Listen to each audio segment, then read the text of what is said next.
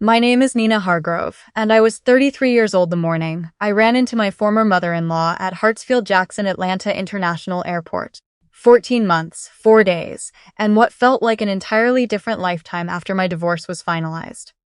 I was sitting in a corner of the Delta Sky Club with my laptop open and a double espresso going cold beside me, working through the final contract language on a corporate merger scheduled to close by Thursday. It was a Tuesday.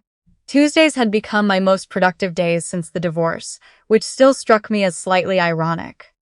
Because Tuesdays had been our night, some neighborhood bistro or a place in Buckhead weekly, like a standing appointment neither Caleb nor I ever thought to question. When those dinners stopped, the evenings opened up. 4 hours of uninterrupted focus. I'd filed more motions and closed more deals in the 14 months since I signed those papers than in the 2 years before them combined. That was the part no one warned me about. The way a life restructured around grief can suddenly become enormously productive once you stop grieving. My flight to New York wasn't boarding for another hour and a half. I had exactly the amount of focus I needed and not 1 ounce to spare on anything else. Which is probably why I didn't notice her until she was already 15 feet away, moving through the lounge like she'd reserved it. Rosalind Marsh. My ex-husband's mother. She was wearing a camel-colored blazer and the Louis Vuitton tote I had seen at every holiday dinner for 7 years. The moment her eyes found mine across the lounge, I watched something shift in her expression. Not surprise exactly, but recognition sharpening into something deliberate. She had the look of a woman who had prepared for exactly this kind of encounter. Maybe in the shower, maybe in the car on the way to the airport. The look of someone who had found her moment and intended to use it. I had known Rosalind for 7 years, long enough to understand the difference between the smile she gave people she genuinely liked and the one she used when she'd decided something needed to be said. This was the second kind. She crossed the lounge at a measured pace. I closed my laptop and sat up straight. I had spent the past year arguing contract disputes in federal court. I had negotiated terms with people who charged $400 an hour specifically to intimidate. I could handle Rosalind Marsh in a Delta Sky Club at 9:30 in the morning. Nina. She said my name the way she always had, stretching it just slightly, like she was deciding in real time whether she was glad to see me. Of all places. Rosalind, how are you? She sat down without being invited, directly across from me, her tote placed carefully on the floor, and let out a small sigh. The kind that announces someone is about to say something significant. I had seen her do it before. Usually at the start of conversations about grandchildren she hadn't had yet. Better than ever, honestly, she said. I just came from Charlotte. Caleb's completely redone his place. New kitchen, the back deck, everything. He looks wonderful. So settled. I'm glad for him. She tilted her head. I think you actually mean that. I do. Another beat. She arranged herself in the chair, crossing one ankle over the other. He's engaged, she said then, watching my face with the careful attention of someone expecting a reaction they've already planned for. I had heard.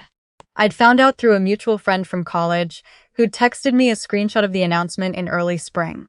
A photo of Caleb and Tori on someone's back porch, his arm around her shoulders, a ring catching the afternoon light. I had sat in my car for about 10 minutes and then driven home and made pasta and worked until 11 p.m. and woken up the next morning feeling essentially the same as I had the day before. I know, I said. Something in her expression recalibrated. She'd expected more. A careful composure that would telegraph the emotion underneath, maybe. That particular brightness in the eyes that signals someone is holding themselves together. She'd gotten nothing, and it was throwing her off. To Tori, she added, watching me. And that one.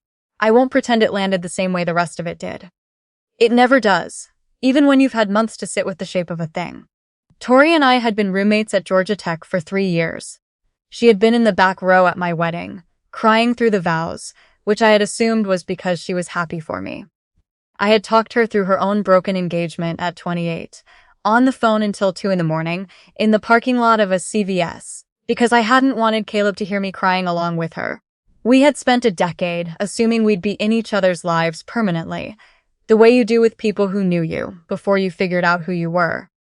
For a moment, just a moment, I felt the actual weight of that, what it had cost to lose her. And then I let it settle. The way you learn to do when you've spent a year sitting with things you cannot change, making peace with them, not because you've stopped caring, but because carrying them indefinitely was never going to be an option. I know, I said again. Rosalind shifted forward. I want to be honest with you. I always liked you, Nina. I want you to understand that. But I've been thinking about this for a long time. Some things just need to be said plainly. She paused. Leaving you was the best decision my son ever made. There it was. Delivered in the careful, slightly lowered voice of someone who has convinced themselves that cruelty, if spoken quietly enough, becomes honesty. She had always had that precision, the way she could wound in the exact register of genuine concern. A comment about my hours tucked inside a question about work-life balance. A remark about children, time to land right after I'd returned from a long trip.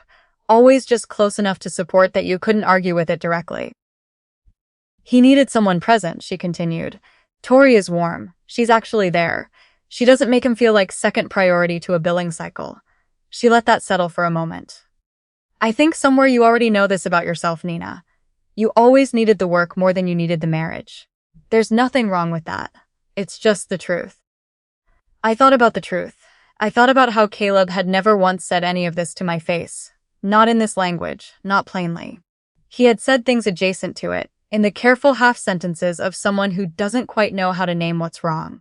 I had always suspected some of that vocabulary had been given to him. Sitting here now, I had confirmation. I thought about the Sunday dinners, where I'd come straight from the office in work clothes, and Rosalind had commented on it. About the slow, consistent pressure over 7 years to be a version of myself that would make everyone else more comfortable. About how long I'd spent trying to reshape myself around what she thought a daughter-in-law should look like. I've had a lot of time, I said evenly, to think about what I needed, and what I didn't. She smiled. The warm one this time, the one she used when she thought she'd landed something. That's healthy. That's exactly right. I just think a fresh start would be good for you. Something quieter. A smaller life. Something that actually fits. A smaller life. She had no idea what my life looked like. She knew I worked in corporate law. She didn't know I'd made senior associate 8 months ago, or that I was flying to New York to close on an apartment Thursday morning, or that I had more clarity about what I wanted in any given Tuesday than I'd had in the final 4 years of my marriage. She knew none of it, and it hadn't occurred to her to ask, because Rosalind Marsh had decided what my life looked like a long time ago, and revising that image would have required a generosity she'd never particularly extended. I appreciate your honesty, I said. She seemed faintly dissatisfied with this, the evenness of it, the absence of anything to push against. She'd come looking for a wound she could inspect, and there wasn't one being offered. You were always composed, she said, almost to herself. Even at the mediation, even when it must have been devastating. I glanced past her at the departure board above the gate. My flight was still on time, 55 minutes. You should have a good trip, I said, reaching for my laptop. Of course, but she didn't move. I genuinely hope you find someone, Nina. Someone who appreciates the life you've chosen. It's not for everyone, but it's yours. She paused. Caleb found what he was looking for. I think you will too. Eventually. Eventually. I was 33, sitting in the Delta Sky Club at one of the busiest airports in the country, flying to New York on the tail end of the most professionally successful year of my life. And Rosalind Marsh was telling me she hoped I found something. Eventually. I looked at her face, the particular satisfaction that had settled in behind her eyes. I thought about how much energy she had spent getting to this moment, the right words, the right register, the right mixture of pity and verdict, and how certain she was that she had just done me a favor. I almost said something. I decided against it. There was nothing that actually needed to be said. That was when the door at the far end of the lounge opened. He came through it the way he always moved through rooms, without performance, without any announcement of arrival. I saw him before he saw me. Dark jacket, tie already loosened by exactly one button, leather portfolio under his arm, wearing the vaguely focused expression of a man whose last call had run exactly as long as he'd predicted. He scanned the lounge in a single sweep, a habit, the reflex of someone trained to read environments quickly, and when his eyes found mine, something in his whole posture eased. There you are. He came across the lounge in a few unhurried strides, voice easy, a little tired at the edges. Hartwell ran over. Have you eaten anything? I'm fine. Sit down. He sat. I turned slightly toward Rosalind. Rosalind, this is Declan Ashby. We're getting married in October. He extended a hand across the table. Good to meet you. Rosalind shook it automatically, and then something happened in her expression that I hadn't expected to unfold quite so visibly. It started as a flicker, a small uncertainty, and then a slower processing, the kind that happens when your brain runs a match it didn't expect to find. Her eyes moved from his face to the portfolio to his face again, and I watched the exact moment she placed him. Declan Ashby, managing partner at Ashby & Cole. The firm whose name had appeared in the Atlanta Business Chronicle 8 months ago. Full profile, his photograph. The issue I had seen on Rosalind's kitchen counter, the last time I'd been to her house. Right around the time Caleb's new development group had started trying to attract serious investment capital. She had shown me the article herself. Had said, across the kitchen island, that if Caleb's company ever wanted to draw the right attention, getting a meeting with Ashby & Cole would be the move. She had looked right at his face in that photograph. She was looking at it again now. Ashby, she said slowly, as in Ashby & Cole. That's right. Her eyes moved to me, back to him. And then, before she'd thought to stop herself, the words came out in the unguarded way of someone who has forgotten entirely where they are. Caleb's development group put in a request for a meeting with your firm. About the Midtown project. He's been waiting to hear back for. She stopped, in the middle of her own sentence. Because she heard herself. Because she understood in real time what she was doing, sitting 3 feet from the man her son most needed a meeting with, and the woman she had just spent 12 minutes telling about smaller lives and eventual some days. She saw the geometry of it all at once, and there was nothing to be done about it.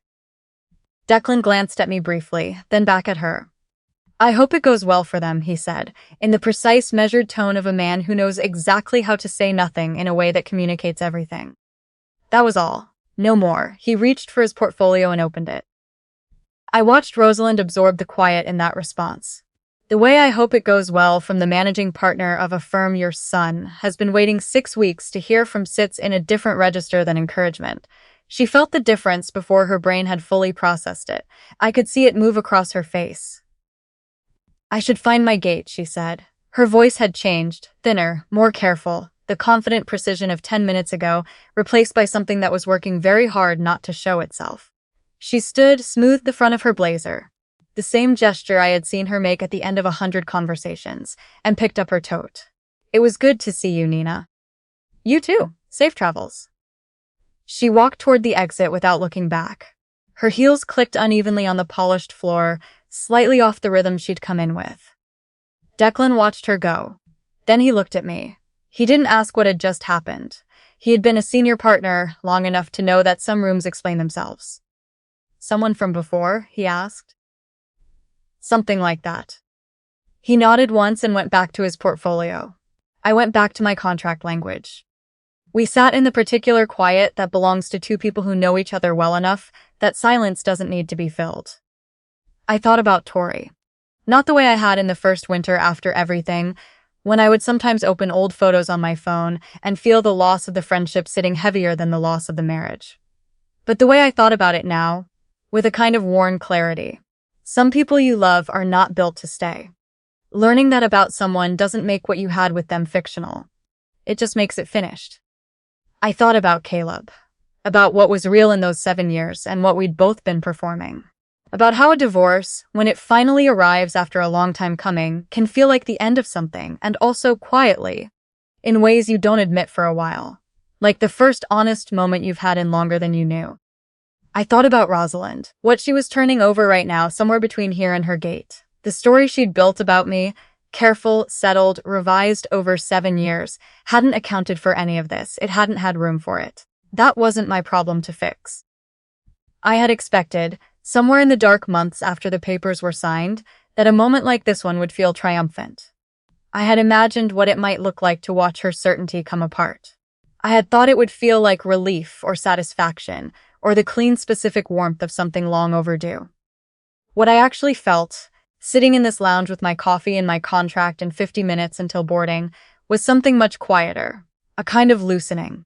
Like a knot I had been holding in my chest for so long that I'd stopped noticing, so it wasn't just how breathing felt. I hadn't needed that moment. That was what I understood now. I had stopped needing Rosalind Marsh's revised opinion of me somewhere around month 8, and I hadn't even marked the day it happened. I had just woken up one Tuesday morning, and it was already gone. My flight began boarding 45 minutes later.